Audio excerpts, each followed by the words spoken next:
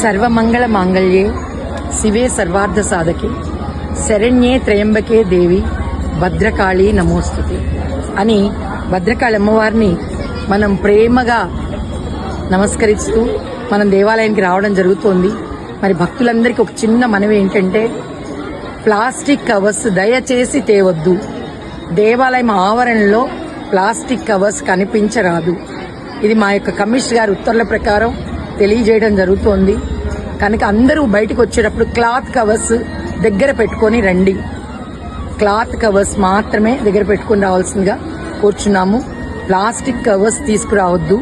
ఎందుకంటే ప్లాస్టిక్ వల్ల మనకి, మన కుటుంబాలకి, రాబోయే తరాలకు కూడా చాలా ప్రమాదం వస్తుంది అని మనకు గవర్నమెంట్ వారు చక్కగా అన్ని విషయాల్లో తెలియజేయడం జరిగింది.